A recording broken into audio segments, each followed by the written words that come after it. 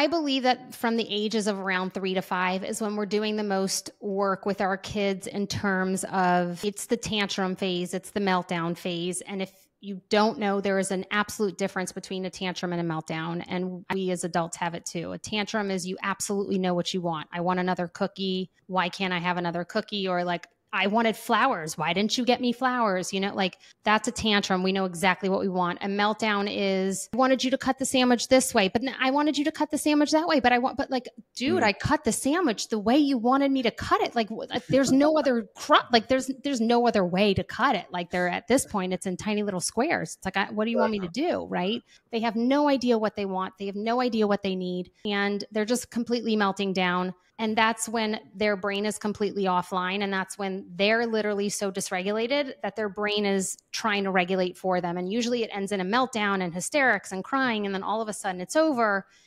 And they're like, I love you. And they're like, can I give you a hug? And they're like the most cuddliest, loveliest. And you're like, what, like you're possessed. Like, what is that? And it's because their nervous system truly regulated through all those tears and crying and melting down and screaming and the hoopla, right? All of that. But I think that at 3 to 5, it's really that age to allow children to explore. Again, we can still hold boundaries, but really also modeling to them.